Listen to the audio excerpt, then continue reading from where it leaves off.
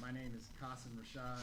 I am the Amir of United Muslim Masjid, which is actually located at 15th and Christian Street. But we also have this location, our second location, which is United Muslim Islamic Center. I don't know how to turn it on. And so we are headed up and directed by two very knowledgeable, loving, and kind, generous religious leaders.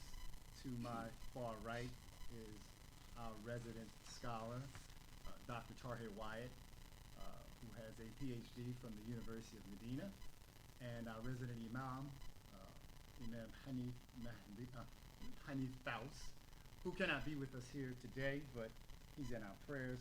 I'm going to open up with the Al-Fatiha. Bismillah ar-Rahman ar-Rahim. Alhamdulillahi Rabbil Alameen. Ar-Rahman ar-Rahim. Maliki Yawmiddin. Iyaka na'budu wa iyaka nasta'in. Ihdina siratal mustaqim. Siratal ladhina an'amta alayhim. غير المغضوب عليهم ولا الضالين. Ameen. And once again, we want to thank you for, honoring our humble abode and coming here to hear our district attorney, Larry Krasner.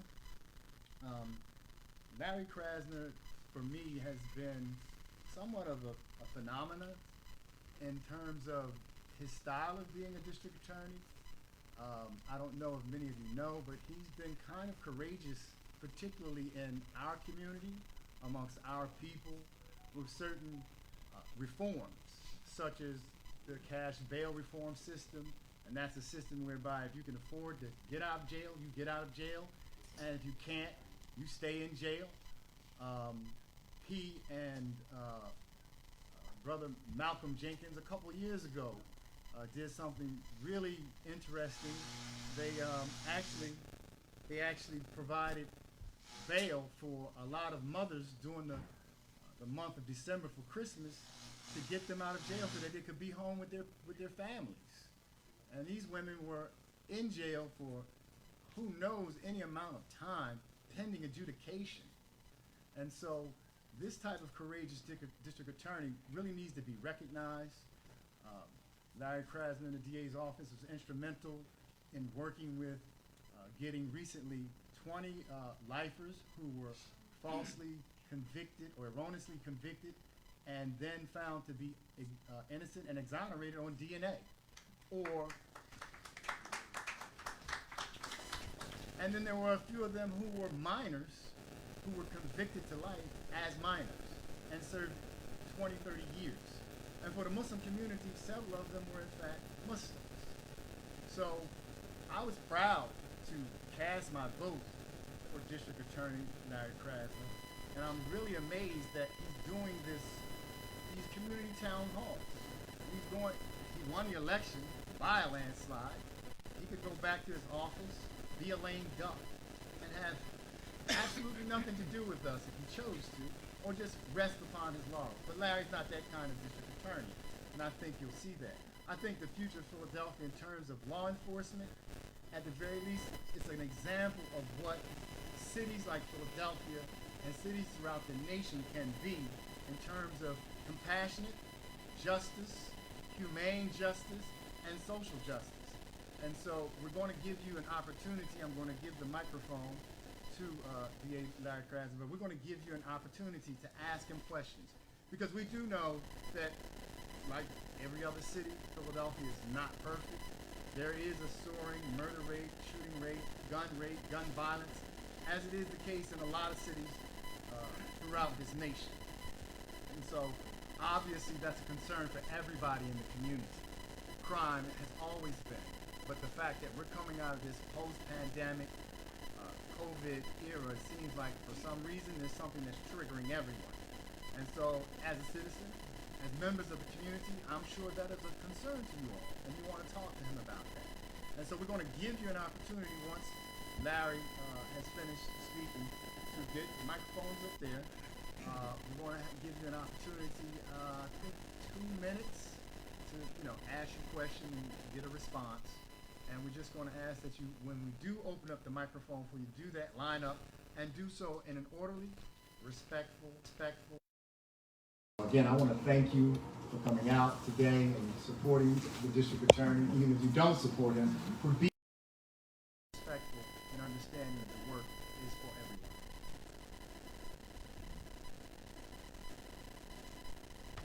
Thank you so much. Good evening. Assalamu alaikum. I can do the salam alaikum. I always mess up the response here. But thank you for being here, and thank you so much for opening your house of worship for this event.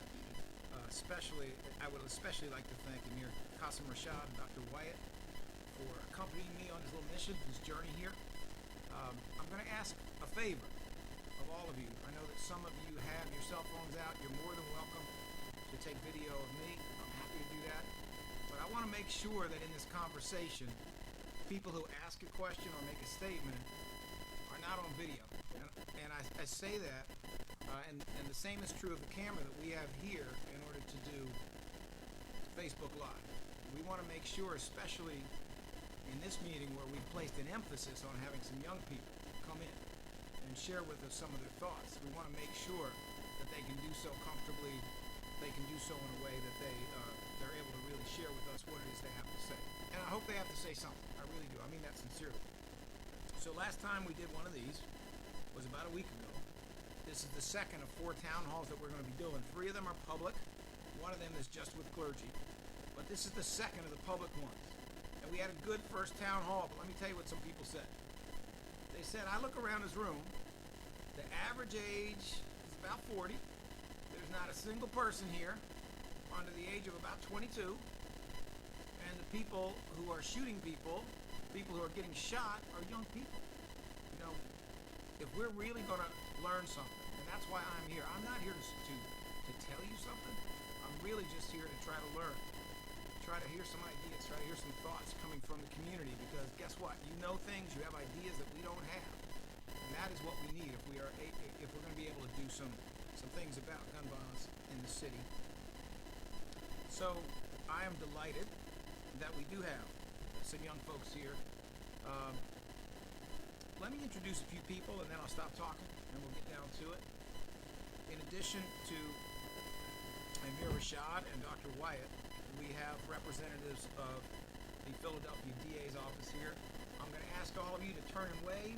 You don't have to jump up, but we have my 2 first assistants, which are basically the two office. We have the Honorable Carolyn Engel Temin, who's over here. She's waving at you now. Judge Temin. And I say judge because she is a retired judge, was a judge in Philadelphia County on the bench 29 years.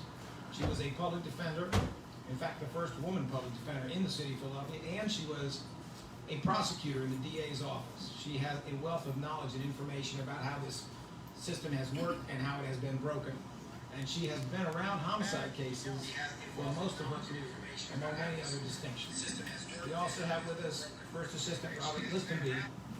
Mr. Listenby also has a very long and interesting career, but the bottom line is it's been about juvenile justice the entire time. That is what he has done. He was the chief of the Juvenile Justice Unit of the Philadelphia Public Defender's Office for a couple of decades, and he was selected by President Barack Obama to be the chief of juvenile justice for the United States in Barack Obama's second term. He is someone whose career is dedicated to juvenile justice, and he is someone who's recognized for that. We also have with us an up-and-coming star in the Philadelphia DA's office, and that is India James Flemister. Did I pronounce your name right? Did I mess it up? I did? Got it right. That's a first. Well, thank goodness. We have India James Flemister, who is a young attorney in our office, has been doing some very, very interesting work with community building, but she's also been out in one of the police divisions where they investigate shootings and they investigate homicides. And we are delighted she's with us here today as well. Do we have Executive Director S. Archie Leacock with us today? Has he joined us? He is not here. He will not be here. Okay. Well, thank you for telling me that. Director Leacock is with IDAY, I-D-A-A-Y, which is the Institute for the Development of African American Youth. Do we have Greg Thompson with us? He is not. All right, well, we wish him well also. We have invited IDAY because they do such amazing work in the community with young people, and it comes in the form of mentoring and other types of activity. And we were inspired by what they did. We even were able to obtain a $25,000 grant to support the organization. I hope that there are some of the people, the young people in that program who have been mentored by that program, and I hope we'll be able to hear some things. Now, what do we want to hear? Let me cut to the chase. If you came here to tell us there's a problem with shootings, we know that. If you came here to talk on and on about how, you know, it is frightening, that's true. That's true. But we know that. What we came here for was to hear solutions. We came here to hear ideas.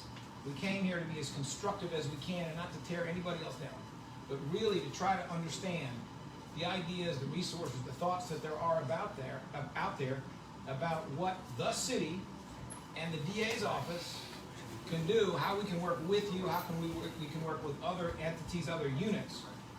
At this moment, when there is a realization that we have a giant problem, I'm going to stop in 1 second, but let me just emphasize again, we're really looking for your ideas, your solutions. We're looking for constructive input.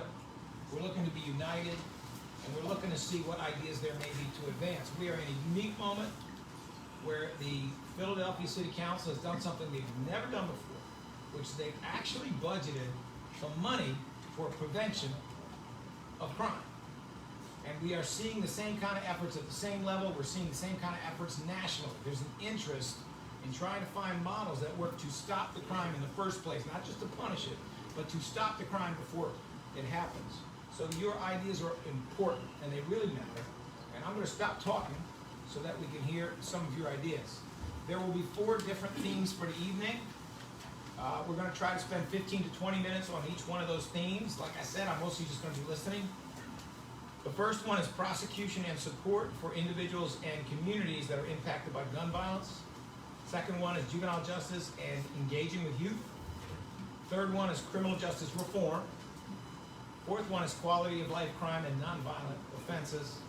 Don't worry if your question, if your thought is a little outside of the topic. We just want your input. And with that, I would like to invite anyone from the community who would like to come forward. There's a microphone which is standing up in the center aisle. Hopefully it's not too tall for you, but if it is, you can take it off the stand and get closer to where you can speak. We'd like to invite you to come up and keep your comments, questions, thoughts, whatever they may be, for less than 2 minutes. And we'd like to hear whatever it is that you have to say. Also, we have 3 empty seats up here. I know there's some people who are sitting in the back, so if you want to come up forward and take. And then 2 other seats to my left and your right. We got about 5 spaces if anyone wants to come forward and take a seat.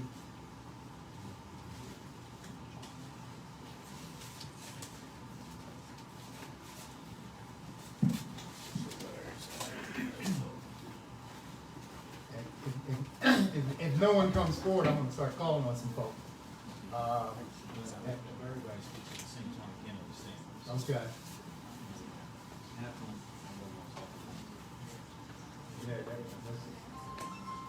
And I do know there happens to be an individual here from CARE Philadelphia, Attorney Timothy Welbeck. If you would like to take the opportunity to ask your question to the district attorney.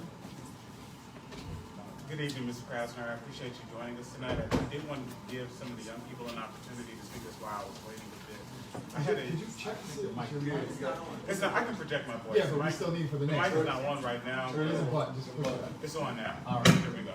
So I had a specific question about a case that I'm working on. I wanted to see if you could put me in contact with someone in the conviction integrity unit. I have a brother who was wrongfully convicted, and he's pursued multiple avenues to secure his freedom, and has been unsuccessful up to this point. But the conviction integrity unit has given him great hope. He's exonerated 20 people and shown systemic corruption within the city of Philadelphia that is more broadly participating happening across the nation. So I just wanted to speak, I guess, potentially to someone about that. Yes, sir.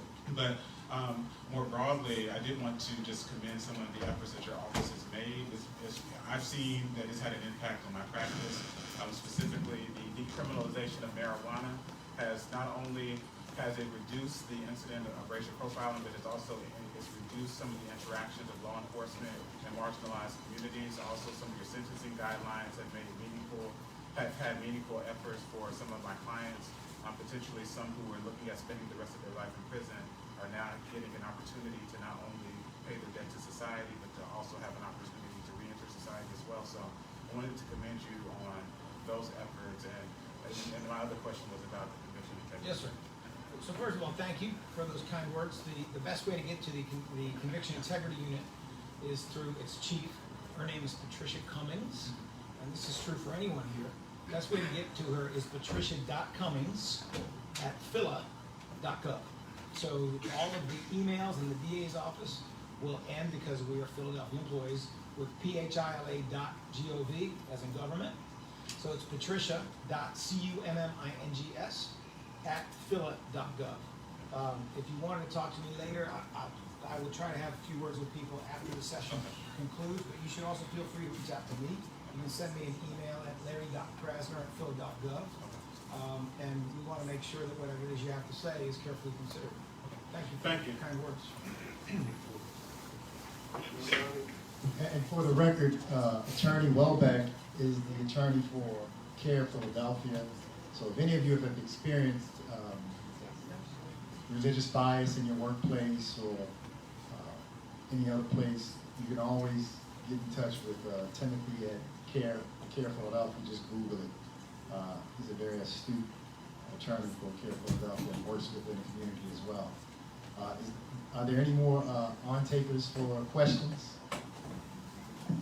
I don't have a question, but I probably can make a statement. Good evening, everyone. Good evening. Assalamu alaikum. All right, my name is Sean. I'm from this community, actually, right? And basically what I'm saying is directed to the younger people that's in this audience to make it something from this. All right. My brother has been incarcerated now since September 6, 1983. He was 19 when he pulled the trigger and he killed someone. He has been in jail, you do the math, I'm gonna say 38 years, 37, 38 years. He is very bent on trying to come home. It's a lot of people in them jails that I visit that had life sentences. You younger people in this audience need to really take heed to what's going on in this community, in the city of Philadelphia, period. Okay? We waste too much time on social media getting different attitudes and different disagreements to go out there and pull a trigger. For 1 minute, you're gonna pull that trigger. And for the rest of your life, you'll have no life. Trust me when I tell you that. Okay? I've been working to try to get my brother out. I was 17 when that happened. I'm now 50. I'll be 57 in it's August. So I'm saying that to say that we do as a community, we need to lean on our resources. And our resources, we're our own resources. We are the resources for y'all, for the youth in this community and the communities throughout Philadelphia. The families, the mothers, the fathers, the brothers, the sisters, the aunts, the uncles, we are our own resources. I shouldn't have to come to this point begging to try to get my brother out. He got his paperwork on your desk. It's been in for 3 years. And I know this DA has been doing so much that I know he's been bombarded with paperwork for a lot of people that's trying to come home.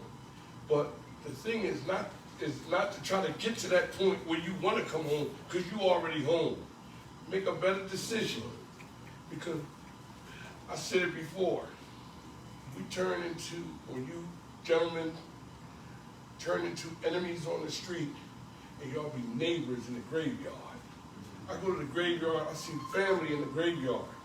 And I go there the other day and the woman says, the guy that killed my son is laying right here and my son is laying right there. Where's the sense in it? Where's the sense in it? Can't we do something make some preventative measures. And it's the first time, and I've been to a lot of gun rallies and all of that. The first time I've seen this many youth in there listening to it. It may not sound like, may not make sense to you right now. It may not, trust me, it probably doesn't. Because I was young once too. I've seen a lot of people dying on these streets of South Philadelphia. I've been in this neighborhood for 57 years come August. I've seen a lot of people get carried away, and I've seen a lot of people in them jails with life sentences. Don't know if they're ever gonna come home. My brother went to jail, he was 19. He'd be 60 in a minute. Still in jail. So, you know, I think we just really need to pull our resources. We are our own resources, okay? The mothers, the fathers, the brothers, we're our own people. We need to get a hold of it. And there's ways it can be done, and I'm glad to see many people here that is here. Thank you for allowing me to speak.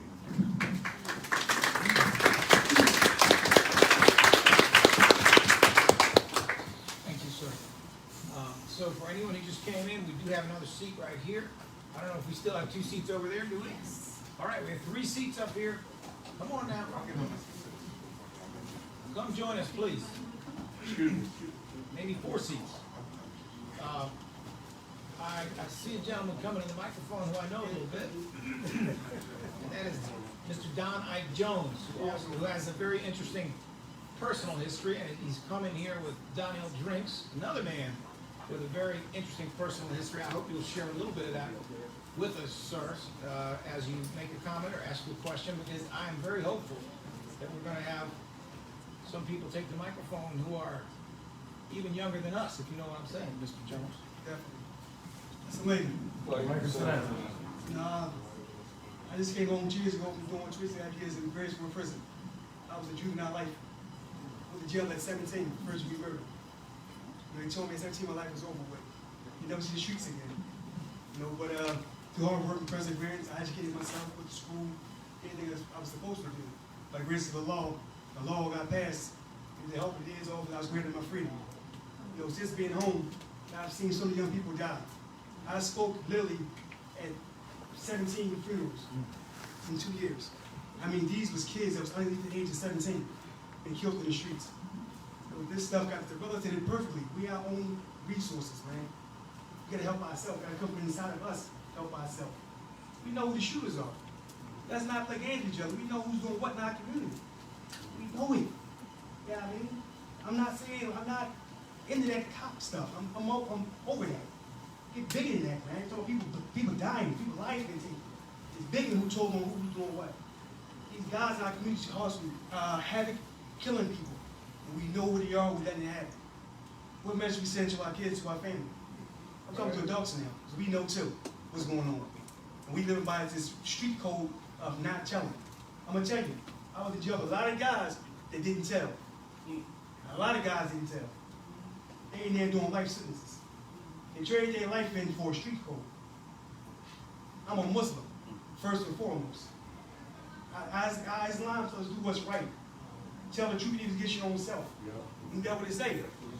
So we have to come together, man, as people, man. The young guys in this joint, man, y'all kill each other, man, at a rapid rate. Y'all ain't giving us a chance to live. Give yourself a chance. At 17, I ain't have a chance. I didn't give myself a chance. I'm not blaming the system, I'm not blaming society, I'm blaming myself for my decisions. Step up, man. Live life. Like right now, man, I'm enjoying being home. I'm enjoying my family, I'm enjoying my life. You know what I mean? After being away 22.5 years. You don't have to do that. You can enjoy life now. We made mistakes, you don't have to make mistakes. I'm telling you from lived experience. I'm not coming from a textbook, I'm not telling you stuff I heard about, stuff I lived. Another thing, I was upstate, and that door closed at nighttime, this day called count time. We was in tears from joints, man. In tears. Crying, they ain't going home. My mother died, my father died. My father had a heart attack. So many things happening right inside that prison that is ridiculous, man. When you think about it, whatever you did to get inside the prison wasn't worth it. These petty beefs ain't worth it. Instagram beefs ain't not worth your life or taking somebody else's life. When you pull the trigger, you done too. Might not get caught tomorrow or the next day, but someone else is gonna come back on you. When somebody kill you, or you end up getting locked, anyway, go your life over with. The person you killed got a family. The person you shot got a family. But I love them. I've seen guys come to the various world prisons, man, with a box, with holes in them. People got family up there waiting for guys to come through to kill their loved ones. Just keep it 100 with you. Yeah, I mean, it's not about being tough. Get over being tough. Get over being thorough. Being thorough, taking care of your family. Being thorough, being there for your mother, being there for your family. That's what's thorough. That's what being a man is. Anybody can pull the trigger. A baby is gonna pull a trigger. That make that baby tough. Baby made a mistake, man. So I'm asking y'all, man, step up. Yeah, I mean, if you change, I guarantee you, guys, your hand will change behind you. Yeah, I mean, they say don't be a follower. You can be a follower, but follow the right leader. Follow the right example. Yeah, I mean, you got an organization called Grown. We here, we mentor. You come, listen, I get phone calls 3 in the morning. Bro, I'm having a problem. I'll be right there. My wife say, baby, go and take care of that. She understands. I'm trying to save somebody's life. I mean, so I'm asking y'all. You got people in this room that care. They want to see y'all succeed. Step up. They always say we got a kid problem. You got an adult problem, man. You have adult problems. Adults ain't stepping up. The men and the kids do what they're supposed to do.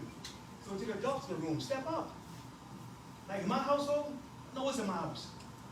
I know what all kids in my house do, what they don't do. Now, I know a lot of them do things they're not supposed to be doing. So as adults, we have to step up to the plate too and do the right thing. Then we got a PA in office right now that's very fair, that's here talking to the people about stopping crime. When did this happen? Never. This stuff don't happen, man. We got programs about, we got so much available to us, we got to take advantage of it, man. You know, my closing words, man, just please, heed what I'm telling y'all, man. Give yourself a chance, man. Give yourself a chance. Mr. Jones. Yes. I need you to do something. Yes. You mentioned your organization. Yes. Will you please tell a little bit more about what it is called and what it is you do? Because there may be people who want to engage with you. The organization called Grown. Right, I let Nell do it. Donnell's going to do it? Okay. Thank you. We work in Thank you, tandem. Mr. Jones. First of all, Assalamu alaikum warahmatullahi wabarakatuh. I'll open up with the question. He asked us about our organization. Our organization is called GROW. It's an acronym for Gaining Respect Over Our Worst Nights. The reason we chose that is because we were identified as super predators. We were identified as killers. We were identified as lifers. In my case, I had the death penalty. This is what we were identified as. That was our worst night, and that's what people identified us as. So when we came home, our goal was to empower ourselves with a more powerful name. So GROWN is an acronym for Gaining Respect Over Our Worst Nights. It's Justice Impact led. And me and my little brother, we both served time of incarceration. I was locked up for 27 and a half years. I went to jail at 17. And I see the beautiful Your Honor over there, Your Honor Timmons. That was my sentencing judge. Y'all want to talk about full circle? That was my judge. She sentenced me. And I never forget what she said to me when she sentenced me. She said, based on the law, I have to do this. That sentence right there, it wasn't until I got older to understand that is not what she wanted to do. That's what I put her in a position to have to do. We do things and we get the results of what we have to have happen to us from our consequences of our actions. You're young. Give yourself a chance. He spoke on it. Our organization mentor. Our organization teach life skills. We got clothes drives. We do a lot of things. We work as a conduit for you to empower yourself. Don't have to engage in our program. You can develop your own and we'll help you formulate it. It's about empowering yourself. It's about being your own person. What I want to add, everything my brother stood up here and said is true. His same story. My mom died. Both of my grandmothers, my little brother, my father, my stepmother, all died while I was incarcerated. The reason I say that is that was my support system, and I didn't value them at the time. So if you don't want to change for yourself, love your mother enough. And I look at some of you guys, and I got a bid in me. Do your mom got that bid? Do your baby mom got that bid? Do your grandmother have it? And we seeing how crazy this world is. You think you can get away with something? We see they are retaliating against family members. Can they get away with it? Think outside of yourself. Value your people around you as much as you value yourself. We spoke about people in this room that care about you. It means nothing if we care more than you care about yourself. We're not there with you. Everywhere you go, the only person there is you. You have to change internally. Change your value system. I ask each one of y'all in here how much a pair of Jordans cost. Y'all can tell me. How much a pair of shells cost. Y'all can tell me. But if I ask you what is your value, do you have an answer to that? Understand your value. Understand what you got to contribute. I implore all of y'all, sit here, pay attention, but more importantly, discuss it afterwards. Them old heads burnt out, they don't know what they talk about.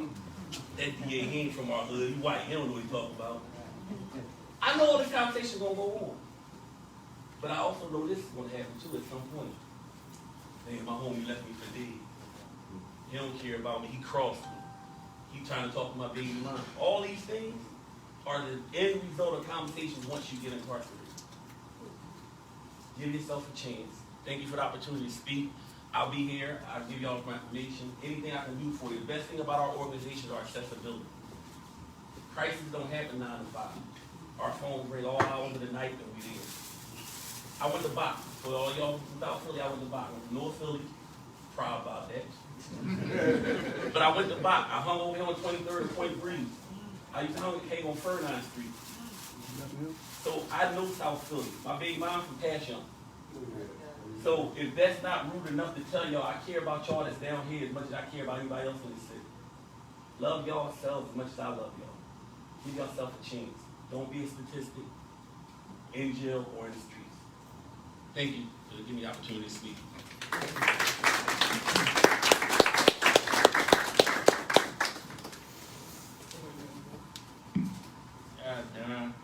My name is Sarah Nars, 16, the program all day. I committed gun crimes, but I'm on the right path now. I was wondering if y'all can help me get a summer job or something.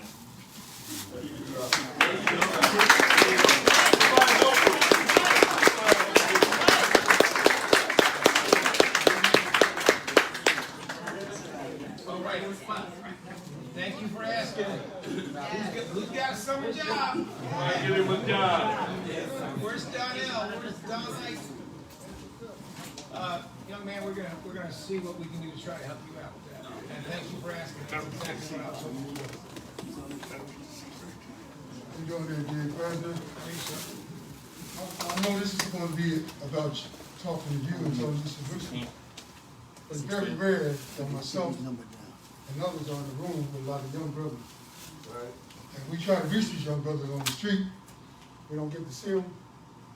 So I guess that's why you hear a lot of conversations being directed towards them. I think that's good.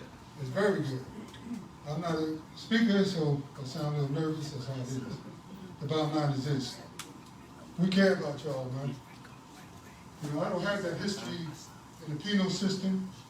You know, fortunately, when I got in trouble with the law, I went in the military. And I went in there, retired out of there. Then I went to the post office, retired out of there. Now I'm on the street trying to save y'all. You know, me and other brothers, we go all throughout the city every day. With posters. I had a little thing with the mayor. I did a hunger strike on him to make sure he did his part.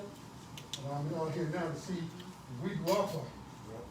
You know, I'm 65, but I know that I owe y'all something. You know what I mean? My son, you may have heard of him, his name is Dr. Umar Johnson. A lot of people know him because he's into what he's into, but he's about us. I'm about us. And I can barely mention his name, but I'm at a point with all these homicides where I got to pull out all the stuff. You know, every day we're going to a scene where a brother got killed. We had one today, 2 yesterday. You know, it really starts to hurt. But we want to see y'all get around that. I want to see y'all get to 65. When I was your age, they told me I wasn't going to get to 25. So I'm just saying, if you see us out there, know that we're out there for y'all. We ain't out there to showboat. We ain't out there to get on TV. You know, we ain't out there to just collect money. I don't get any money. I'm a non-profit anyway. I'm just somebody who really believes that we got to save y'all from yourselves. And we need y'all to know that black men do care. Even if you don't see us out there, we do care. And I'm trying my best to get many of us out there so y'all can see us more often and know that we're out there for you. I appreciate it. Thank you, sir.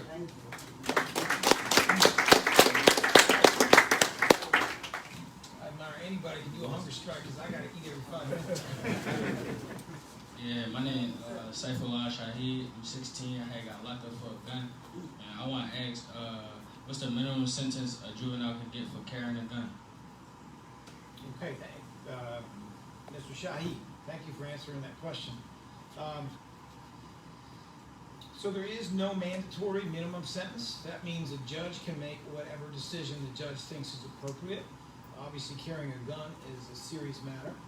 There are some individuals who come in, they've been caught with a gun, they don't have a long criminal record, looks like there's a lot of hope for them. And sometimes in the juvenile system, which exists to try to rehabilitate people, it exists to try to improve young people. Sometimes that can turn into a program where you're supervised and there's accountability, but it does not result in any kind of conviction. Other times, they have what they call in the juvenile system an adjudication. It just means conviction, and it can result in a juvenile being placed in what they call a residential placement. In other words, juvenile schools, some of these juvenile schools look a lot like jails, to be honest with you. That really would depend on a lot of things. It would depend on whether the young person involved is really considered to be dangerous, keeps being involved in crimes, does not have resources at home to make a difference, and so the system believes that the best thing to do is to put that young person into placement. So the answer is it really depends on the individual, and I'm not trying to avoid your question, but I believe, and this is a system where we're supposed to believe, that you really look at the individual and you figure out whether that individual is going to tear up society and ruin other people's lives, or that individual is carrying a gun because he's afraid and he's not about hurting anyone. And that should make a difference. Just like it should make a difference if you're doing it even younger, if you're 13 versus 17, just like it should make a difference if you got a record or if you don't. Just like it should make a difference if you're going to school, you're getting things done, or if you're not going to school at all. All those factors come into play, and that's how those decisions have to be made. Yes,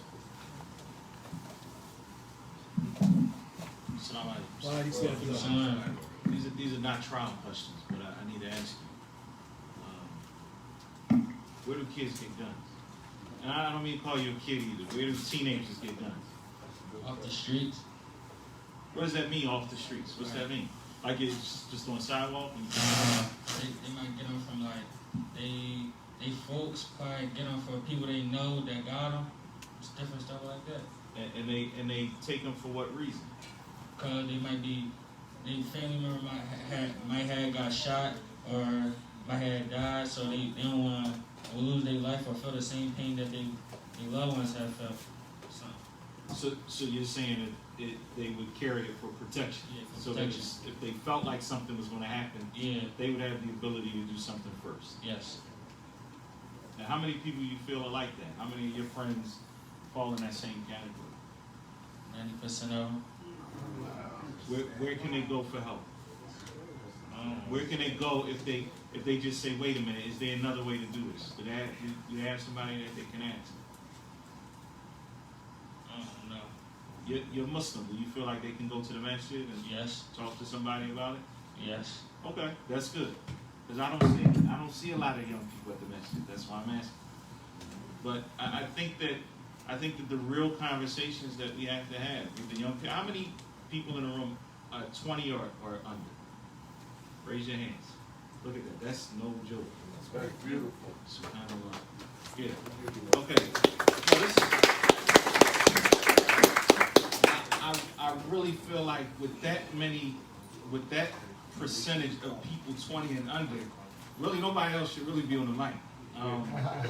No, I'm not trying to take all the people with beards in the back off, but I was saying that I think it is important that we hear from them. This is a rare opportunity for them and a rare opportunity for us, right? To have these kind of conversations to say, look, what is it that's making you feel this way? What is it that's pushing you to do some of the things that you do? Because we may have our own interpretation. We think that it's just a social media beef that turns into a petty fight. But if somebody's carrying because they genuinely fear for their lives, because of something that happened to a friend of theirs, a relative of theirs, and they fear that there's going to be some type of retaliation or whatever the situation may be, if that's the case, then we've got to intervene. It's our responsibility. Anyway, I'm not keeping you on the spot, Sage, but I wanted to ask those questions. Thank you.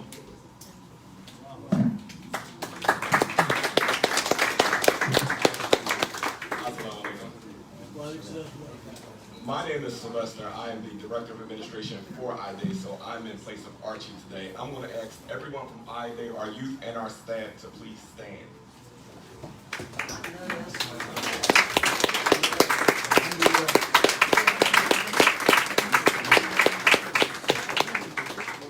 Every week, we see these young men and women Tuesday, Wednesday, Thursday, Friday, and Saturday. My job does not end when I leave from seeing them. I get phone calls at 2 o'clock in the morning, all times of the night. I will tell you that I have been truly blessed to meet all of these young people despite the circumstances that put them before all of us today.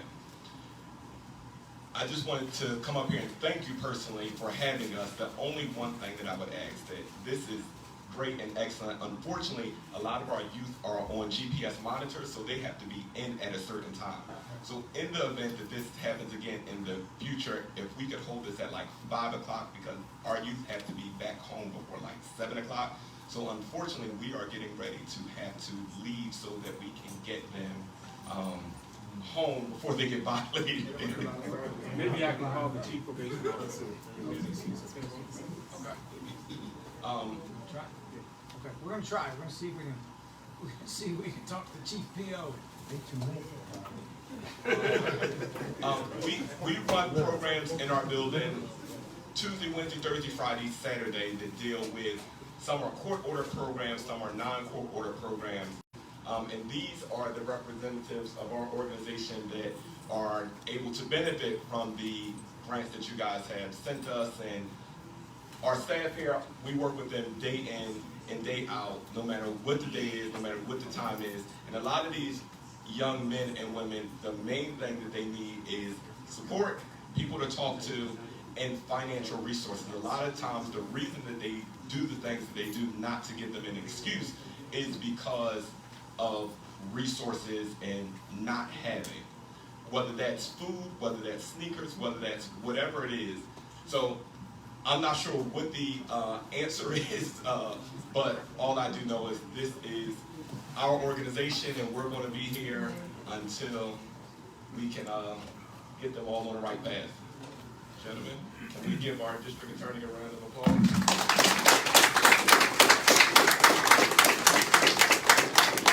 All right, First Assistant Listenby is over in the corner trying to work some magic. Let me just say this to you.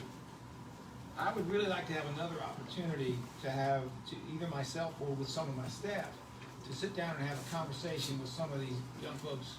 I don't know if they would be more comfortable doing it in a more private environment, but, you know, I would love to know things like, you know, how many of you, before you got involved with IDA, thought you were going to make it to live to be 30 years of age? How many of you have had a job, have been able to have employment in your neighborhood? How many of you have engaged with certain organizations? Were they beneficial? Did you get something out of it? Was it positive? You know, what are your thoughts on how we take someone who is in fear because of the killing of a friend, and how we do something better than just walk around with a gun? Because we all know what happens is you see somebody who you think is sneaking and peeping, and then the gun that was there for your protection gets used in a way that turns out not to be for your protection. You know, I mean, it's just, it's like playing with matches and gunpowder when everybody starts walking around with guns. I would love to have a chance to talk about some of those things. I don't know the answers, and that's why we need to talk to all of you about those things. And you need to know that whatever you say is not leaving the room. That's just how it is. We're not here to talk about what you did or didn't do, when you did it or you didn't do it. We're here to talk about solutions and how we get past the problem.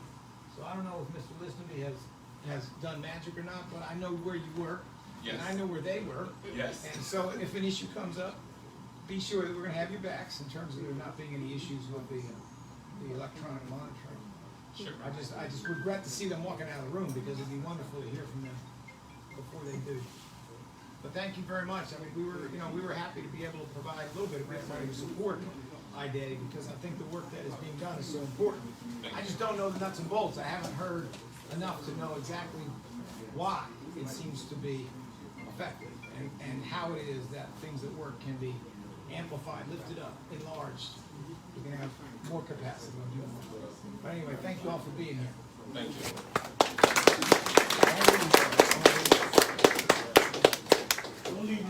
Don't leave yet. Don't leave yet. One second. Still on the phone. Assalamu alaikum.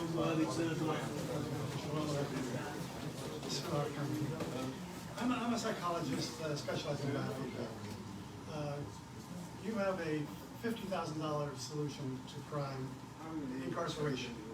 And this protects the rest of the citizens for a while, but that's 50 or 65% recidivism rate after a few years. It's a poor solution. I know about a biofeedback solution that might cost as little as $75. We can use an organization like IDA that reduces violence, drug addiction, and recidivism by about 80%, which is 2 or 3 times better than anything else that's being done. I know how to do it. That's the easy part. It's 20 or 30 sessions or hours of biofeedback training and self-awareness, self-control, computer system that grows powerful skills of self-regulation. Perhaps we can employ these people to be able to run 2 sessions on each other. I need help finding partners like I've seen here tonight. I need agencies, host organizations, researchers, and guidance on approaching the funders for the city, state, and federal money that's coming. They're asking for innovative and effective solutions. I've got it, but I don't know how to connect with them. I don't know enough about your justice system to know where to intervene with ankle monitors. I don't know about this. I've spent my couple of decades working in the suburbs, helping people with anxiety, depression, insomnia, PTSD, and all that. And I want to do more. I want to be able to change the people who are shooting themselves up, liable to shoot others.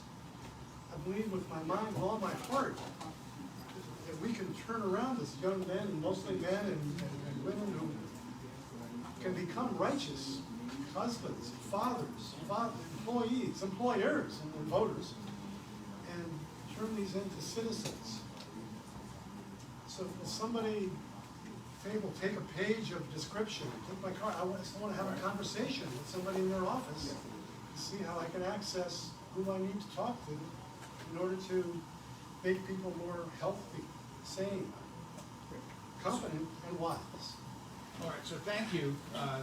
This is actually the second time I've met you, and I appreciate you being here. You were at the last community meeting that we had. I appreciate your showing up. Again, I would suggest the following. Number one, we have our Director of Community Outreach here, G. Lamar Stewart, and he will be happy to speak to you. Number two, we did take some literature from you last time, and thank you for that. Number three, you have the organization GROWN, G-R-O-W-N. That includes Don Ike Jones, who spoke earlier. It also includes Mr. Donnell Drinks, who spoke earlier. You may want to speak to them. And of course, we do have Sylvester, who was with IDA. You may want to try to connect with them. Perhaps it's a conversation that you could have in some more detail. As you know, I will say this: that the city budget is going to include some prevention money. I have no idea about how they're going to be giving it out. I don't have any control over it. But there is going to be some significant prevention money. You certainly could be in touch with the Office of, what's it called, Bob?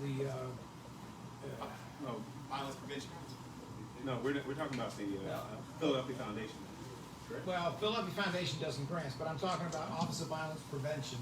Yes, I'm sorry. I would suggest getting in touch with Vanessa Garrett Harley, who is in the Managing Director's office now, but she started out with the Office of Violence Prevention, and see if there is a connection that can be made here, sir. And thank you for being here tonight. I appreciate it. Okay, thank you. Thank you. We're good on it there. We're good? Yeah. All right.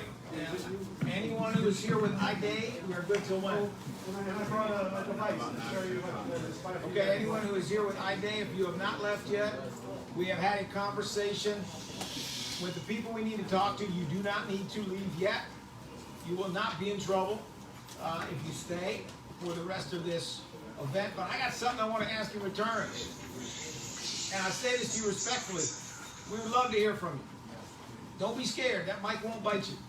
We would love to hear from you. We would love to hear what your thoughts are and what you have to say about some of these issues. Yes. Hello, everyone. This is my first time here. Nice to meet you, Larry Kastner. I am a 17-year-old, and I'm soon to be a senior.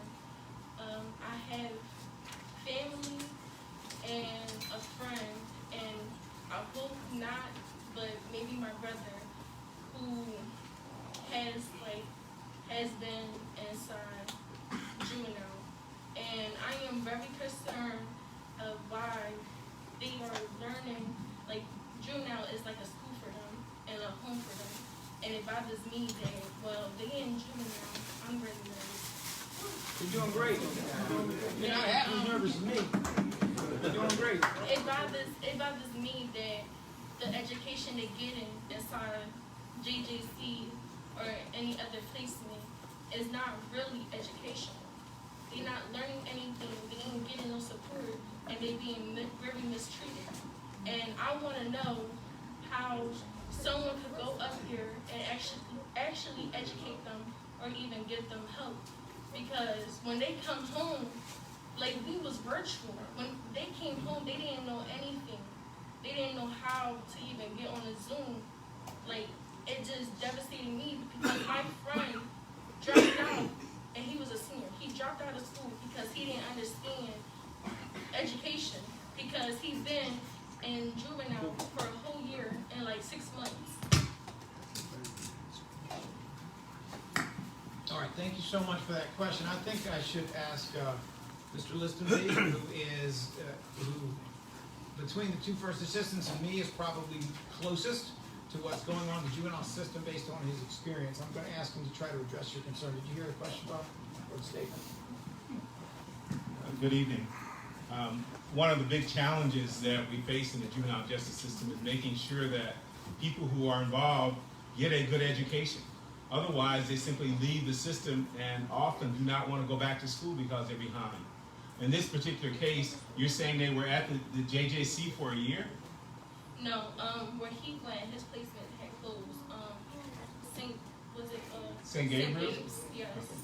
Well, St. Gabriel's is closed now, as are many other juvenile justice institutions, because many of those institutions were failing our children. Yes. They were failing them because oftentimes our children were being abused physically in those institutions, or they were not getting the proper education, or when they left those institutions, they were not transitioning back into the schools. That institution is closed now. What we're trying to do is two things. Make sure that we do not send young people to institutions far from home. We want them close to home so that they can visit their families and also get a good education and we can monitor it. And also, we want to make sure that as few young people as possible are taken out of the community. When DA Krasner started, there were about 600 young people going to these out-of-home placements. Today, that number has been reduced to about 115 as of 2 weeks ago.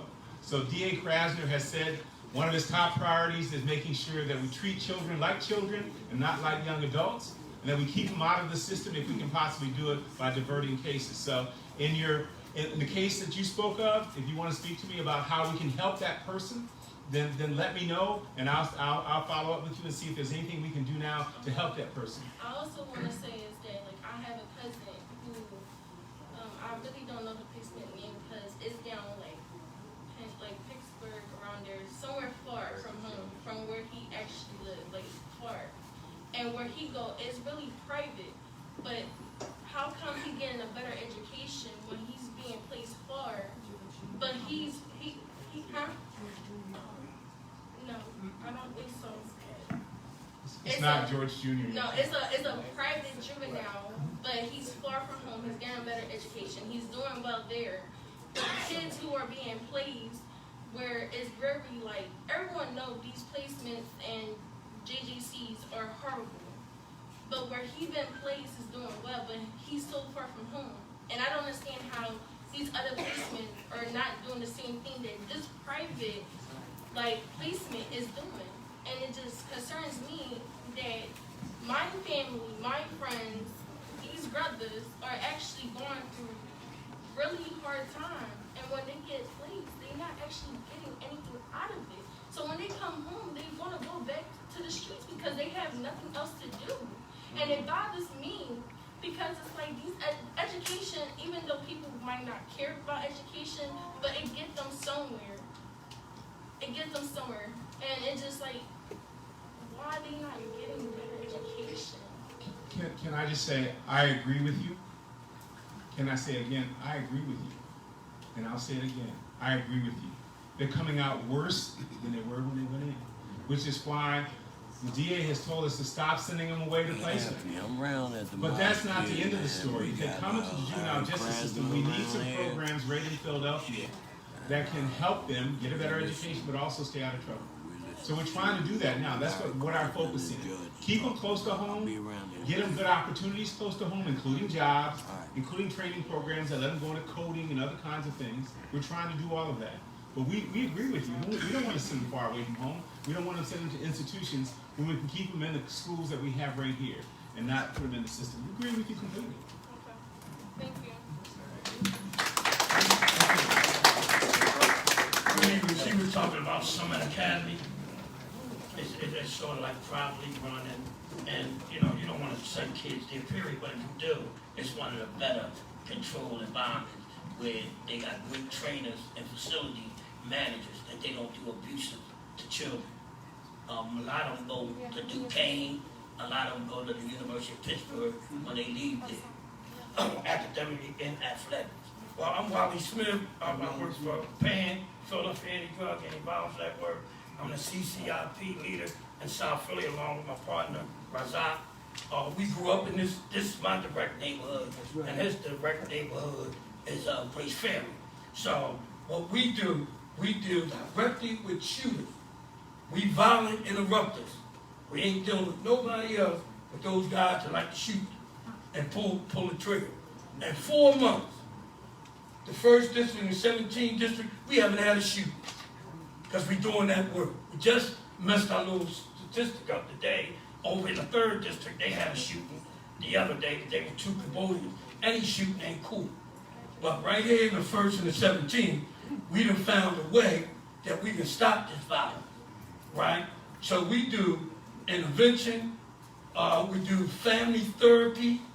Tomorrow, we have over 30 employees at one of the hot spots, 30th and Dickinson, they're gonna hire right on the spot. We took it right to the street. We ain't in no building. We bought tables, we bought chairs, so people can come out. That's why I wanted to talk before y'all young people left, right? And to see great work like that Ike Dawn and Dick, they started doing that stuff when they first came to jail. We didn't just start planning. You know, I did 15 years in the penitentiary, right? So we started nonviolence in grade school.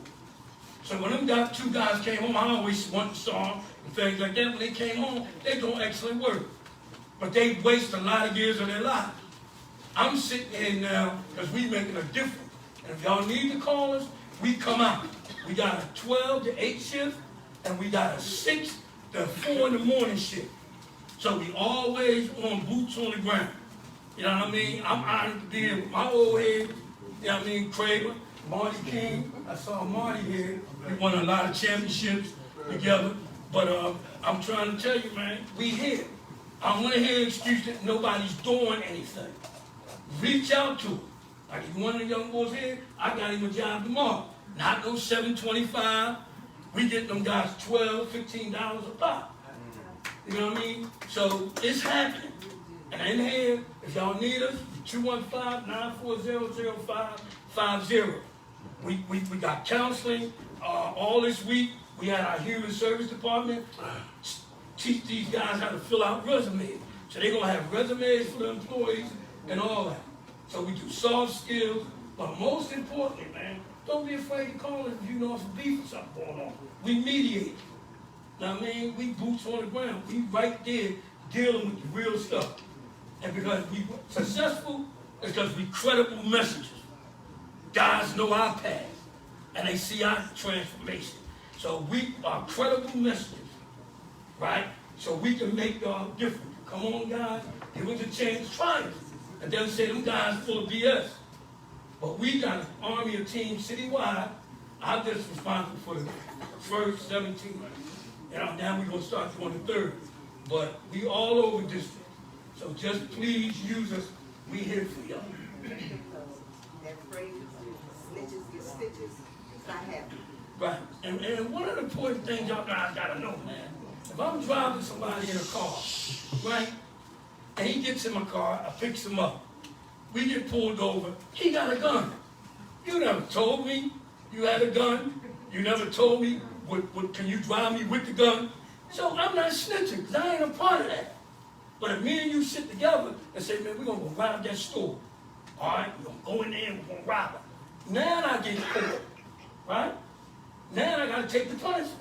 I can't use the court to say, well, can I testify on Billy? And I can get 2 years, he can get 20 years, right? That's being a rat and a snitch. Being a stand-up person is you tell them straight up, man, I ain't with that. Don't get in my car. Or I'm not going to shoot. I ain't going to rob nobody, right? Then you straight up. So nobody going to call you no rat. All right? Thank y'all guys, man. Hit us up.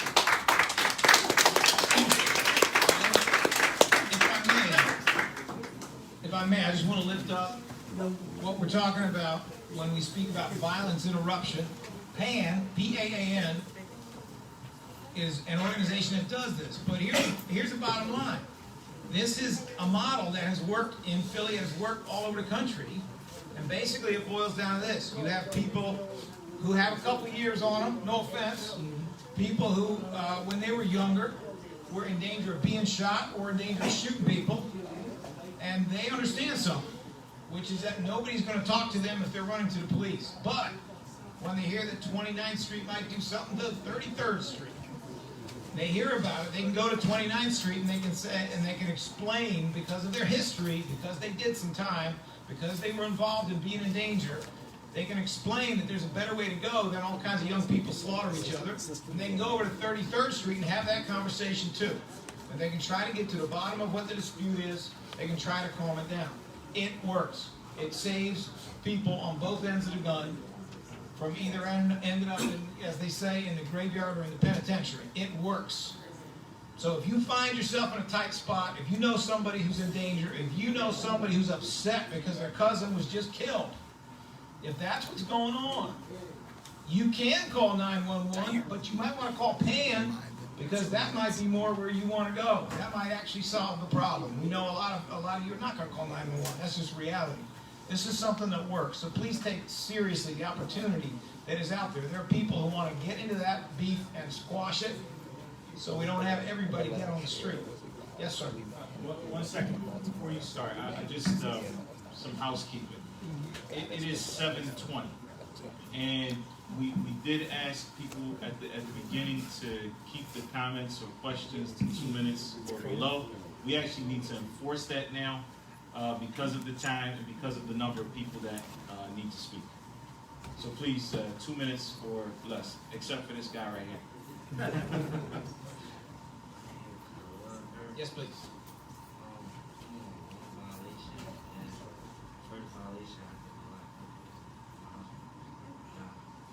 I'm sorry, I'm having a little trouble hearing you.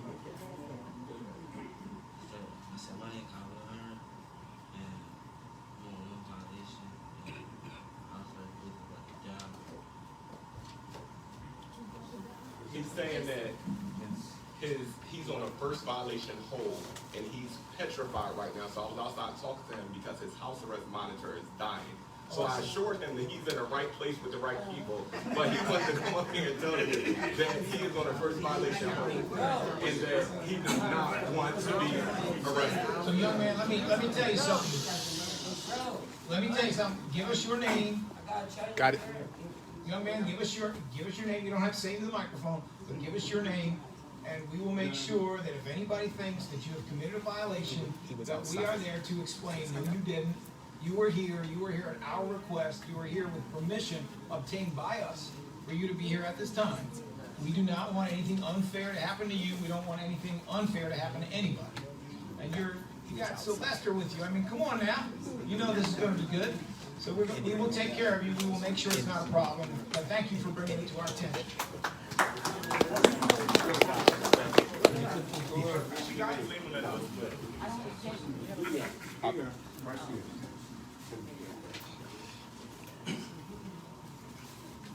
You can Right here. Yes, sir. My name is James Washington. Good evening, Dean Krasner, and good evening, everyone. I'm one of the program directors at our part of what I oversee is job development, and I work closely with Daisy, who oversees your Juvenile Justice chapter of your office. My question is that, as you know, we are state funded for a lot of things through DHS, but we have a business boot camp coming up for our youth. It starts this Monday. It isn't state funded, so I'm just wondering where can we reach out to your office to try to get some resources, because we have a lot of business expertise coming in. Just for resources for that business boot camp. It's 8 weeks. It's for our youth. It's financially incentive for them to teach them about entrepreneurship and growing businesses. So, am I answer that? Yeah. Okay, Mr. Liston, he's going to talk to you. Our office is still giving out grants for certain organizations. IDA has already obtained one, which was for $25,000. Oh, I didn't know that. That's all right. I'm sorry. Let me sit down there. Good business people come back for more. Well, then you go to this program, I can assure you. All right. Well, listen, we're happy to talk to you. What we would like to see is that this money that we're able to put forward from forfeiture money, that we can get it matched. We get, Comcast to step up.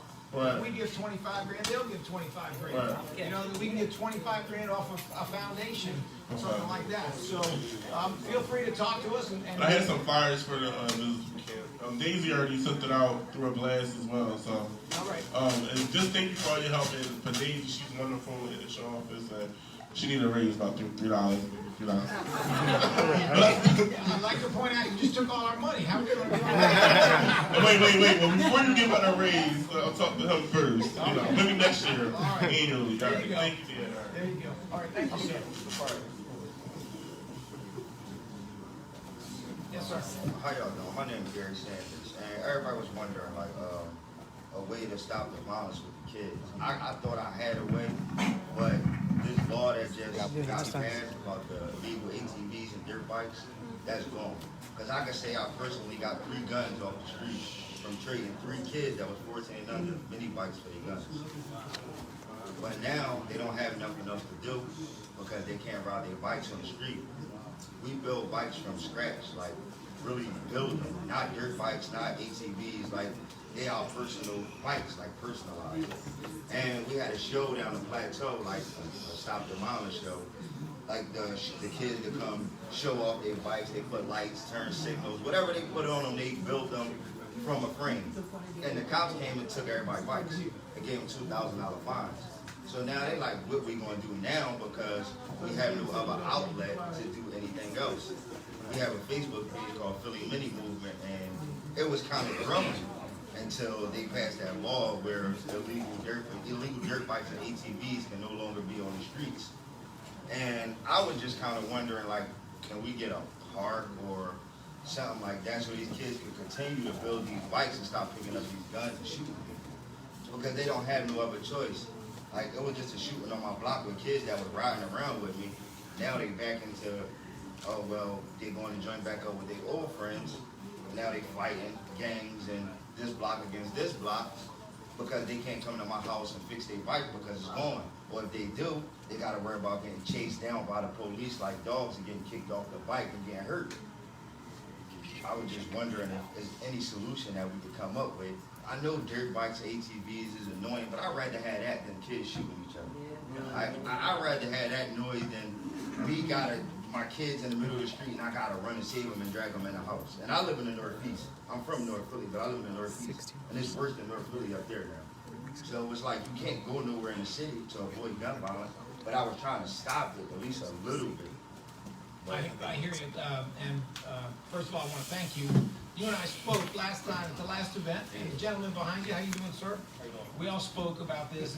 It's a very interesting situation. Basically what happened is City Council passes a rule that says if you get grabbed with an illegal dirt bike or you get grabbed with an illegal ATV, that it would be a $2,000 fine, and then they take the vehicle because it's not legal to be on the street, unfortunately, in your situation, you didn't have ATVs and you didn't have adult dirt bikes, but you had little mini bikes. Yeah. I mean, little mini bikes, like with your knees up by your ears kind of thing. That's what you had. And so police were out enforcing this regulation, and the weight of all that fell on a bunch of kids and a bunch of people like you, who are adults, who are hobbyists.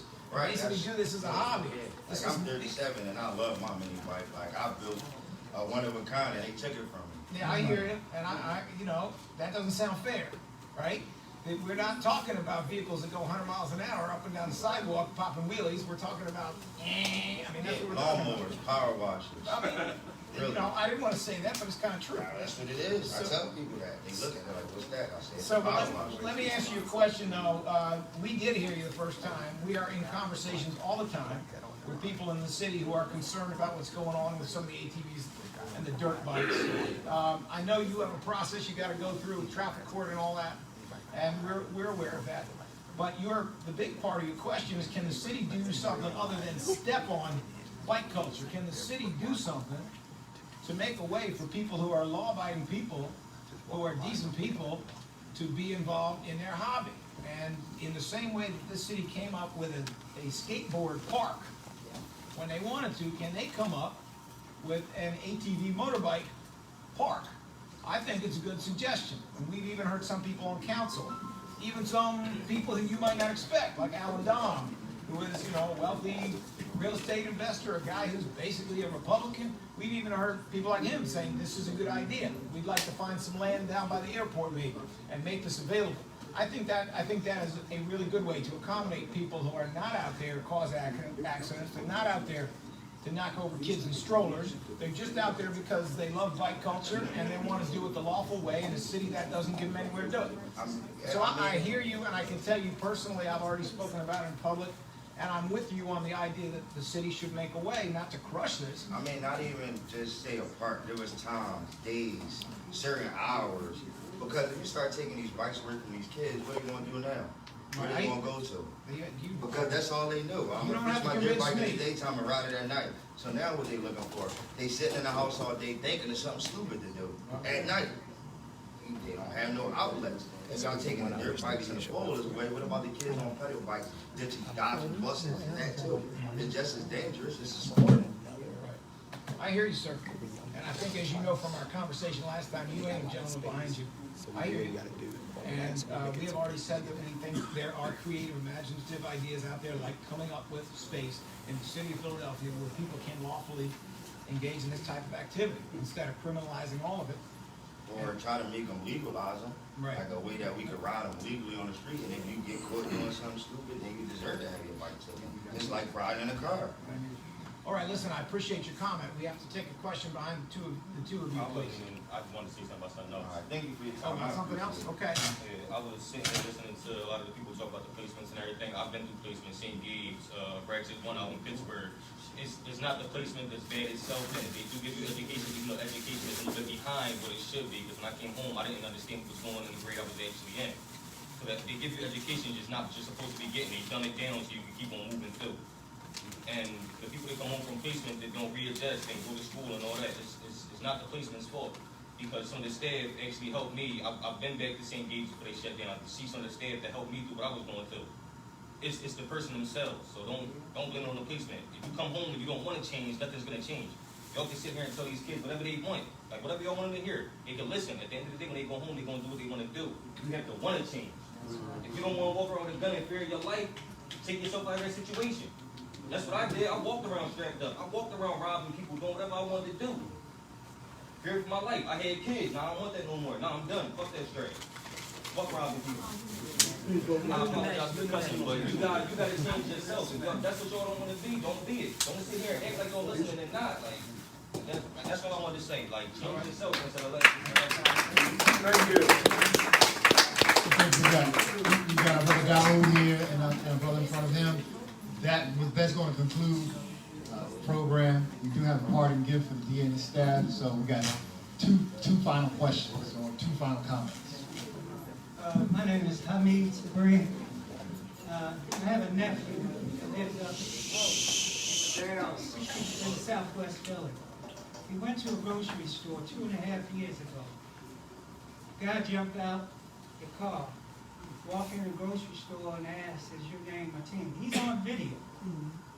And he said, "Yeah, what's up?" The dude shoot him twice and run out the store. He staggers out the store and went to hospital, lost a kidney, been in the hospital almost a year. He gets out, we get in front of a Judge Means. And they looked at the video and Judge Means said, the only way you're going to get some justice is you get this guy out. He said, I don't know who the guy is. And he questioned him. We went to court for 6 months. The detectives would bring him down from CFC, offering pizzas and everything to identify the dude. He said, I don't know the guy. And the judge was just so stubborn to the point he said, you have to know him, y'all was talking. So what happened, the judge ended up, the detectives brought him down 3 or 4 times. He still couldn't get in. He didn't know who the guy was. He went to court. The detectives talked in sentencing and said this kid is a college kid. He didn't know the guy. You understand? They ended up catching the guy. But Judge Means said because you didn't give him up, he gave him 12 and a half to 25. He didn't have no gun or anything. And it's coming up on 3 years. You know what I mean? And we have supported your situation. We understood what you was trying to do for our community. And we still want to support it. But we need someone to look into his case. Because he's somewhere where he shouldn't be. Yes, sir. So, this gentleman is doing 12 and a half to 25 years? Yeah, for aggravated assault. And he ain't hurt nobody. He the one that got shot twice. Okay. What was he charged with? Aggravated assault. All right. So let me say this: for any case where someone is doing a substantial sentence, this is a substantial sentence, and the position is that either he is innocent, or that the trial has been unfair, or that the sentence is way too long. Yeah. For any of those cases, the best way to come at it is to have the attorney who's involved, whether that is a private attorney or as a public defender. We got public defenders who do a really good job in the city, is to have them contact Patricia Cummings at our office. That's with our Conviction Integrity Unit. And that's patricia.cummings@phila.gov. Do you have an attorney, sir? Is there an attorney? For him right now, no. In fact. But who was the attorney when he was in court? Link. I forget his first name. Pat Link? Pat Link. Or Yeah. Patrick Link. Okay. And he got us a lawyer to appeal it. And my family paid $10,000 for appeal. And nothing, what he wrote in there came to nothing. Understood. But whether you have money or not for another lawyer, whether the public defender is on the case or not, we receive letters, handwritten letters from people who are in jail. They got no money, they got no lawyer, saying, please look into my case, and this is why. And we read every one of those letters. We look at them to see if they have something to say. Now, I'm not telling you that everybody who writes us gets out, because that's not what happens. There's a small percent of these cases where we find a problem and we support the person getting out. So I'm not going to tell you what we would do or not. We haven't seen the specifics. But whether you have a lawyer or not, the best way to do this is to write to Patricia Cummings at the DA's office, or to send an email, which can go to patricia.cummings@phila.gov. We can get you that email. We can write it down for you if that's of help, so that you can take it to a lawyer if you have one. And if you don't, whoever has knowledge of this case can provide that information to our Conviction Integrity Unit. That would be Ms. Cummings. Because I had called many, many times, and they said someone would get back to you. That's why email is really better. It's just better. You have Patricia Cummings. Yes, sir. Patricia Cummings is her name. She's the chief of the Conviction Integrity Unit, and we will give you that email. All right, sir. Thank you. Last question. Why did you got to, brother? I wanted to thank the man for inviting me through for the Qasim. And I just wanted to take the time to say something today. When I came here, I didn't have any intentions of actually speaking, but I actually see so many young brothers from South Philly, my nephew here, and a few other different individuals that's here. So I wanted to kind of like introduce myself, you know, just as the founder of Put It Down. Put It Down is a intervention and prevention, gun violence intervention and prevention program that me and my partner Dow Shooter started. And I just wanted to kind of bring notice to my brothers and sisters here in South Philadelphia that there is resources coming, there is a plan to reduce gun violence in South Philly in particular. And just for those who may not know me, I'm Daoud Bey. Y'all know my family, South Philadelphia all our life. And I was one of them guys that Wally spoke about as related to credible messengers. And the credible messengers, to me, is the person that was once part of the problem that's now part of the solution. So I wanted, you know, brothers that's from South Philly that know me, who know how much of a problem I was. I want everybody to know that, Little Buddha, you know, that now that everybody know that I'm on the path towards using my influence and using our resources towards doing some things that's a lot better for our community. I've always been doing these things. I've always been an advocate for gun violence or reducing gun violence, but I was like the guy that has had one foot on the grave and the other on the banana peel. So with me going to prison, it allowed me to organize my thought process to really make up my mind and figure out exactly what I wanted to do. So since I've been home, I revamped Point Breeze Youth Development. I'm the founder of Point Breeze Youth Development. We've been in existence now for over 25 years. Me and my brother Kenyatta Bay been running that program. I'm the founder. He's the CEO of the organization. We've been having probably like between 750 to 1,000 kids that's been participating in our program for the last 26 years, 27 years as of this year. We stopped 2 years because of the gun violence. And, you know, it really sat in my heart that we had to really stop our programs because we had to really just be concerned about our kids' lives. So with Put It Down, being the new organization in Philadelphia, I just wanted to kind of like publicly introduce that to my South Philadelphians and just let y'all know that we are serious, we committed. Anytime that you see a guy like Daoud Bey standing here in front of the DA, you know I ain't playing no games. You understand? So at the end of the day, it's like I just want to invite all of the young guys to know that we're going to be able to give you paid apprenticeships. We're going to pay you to be a part of our program. But to be a part of that program, we also want to address one of the major issues that we feel as though it's not being addressed on the local level, and that's mental health treatment. So one of the things that we want to do is deal with basically stress and trauma management. So in order for you to participate upon our program, these are the things that we're going to be offering. And we're going to have job training, entrepreneurship training, because everybody don't want a job. But at the end of the day, we know that we got to make sure that we have a plethora of things available for our youth so they just don't be stuck in the box. So I want to congratulate you, Larry. You know, like the brother said here, this community is a major supporter of you. And of course, they're going to, you know, have, they're not going to manage the expectations, in other words. So they want the world, we all want the world, but at the end of the day, we know it's a process. And we want you to know that you got two good brothers right here, Imam Tahir and Imam Qasim. These are brothers that basically, that I look up to, and they, you know, been supportive of me. We've been talking, trying to figure out how we can get more imams involved and stuff like that, because we see that the Muslim community is also part of the problem. But we also have the solutions if we just join and unify our efforts and figure out how we can reduce this gun violence. So I appreciate everybody, and I just want y'all to know we're on the job. I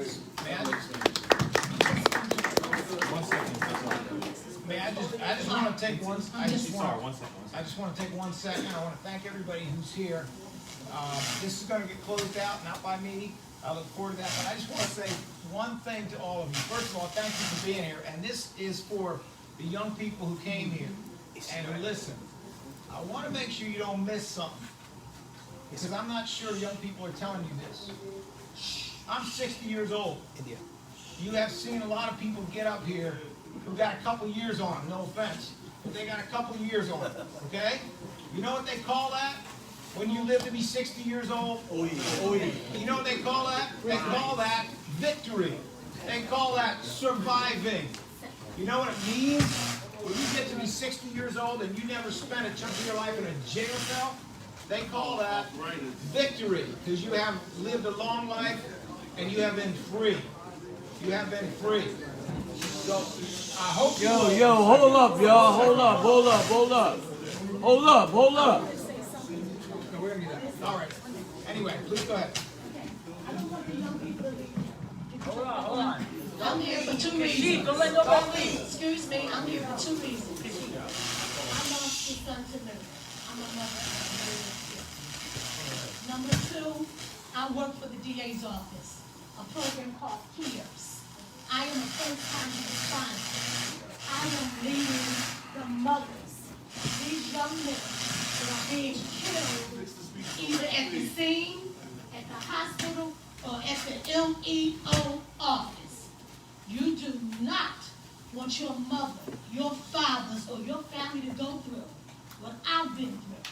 You do not want your mother, your father, your families to go through what I go through every day when I meet these mothers and fathers at the scene where their child is laying on the ground dead, or where I have to meet them at the medical examiner's office so they can identify that body, or at the hospital where they're grasping on to those last minutes, praying that their child do not die.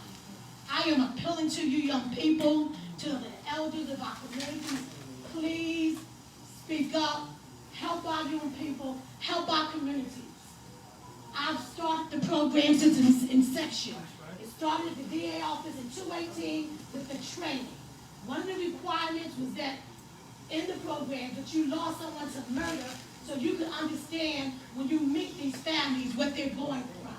I'm a crisis responder. I have a half an hour to get to that scene after that child was shot. Mothers crying, bent over. No, not my baby, not my child, not my son. Don't know how they're going to live. I have mothers on suicide watch right now who want to kill themselves because their child was killed. You don't want to do that. Young people, please. This is a pill. Please, think before you pull that trigger. Think before you go into those streets. It's a ricochet effect. You're not just killing the person, you're killing your family. And we know that a person will come out by any means necessary. So if you're out here doing something, you know they're going to come. You know they're going to come. There's no hiding. Change your lives around. I applaud you if you have and if you haven't. Please think about changing your lives and stop the suffrage that we are going through in our communities. We are at war.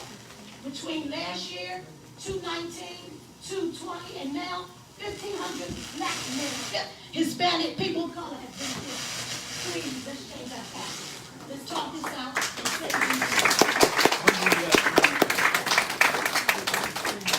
Assalamu alaikum wa barakatuh.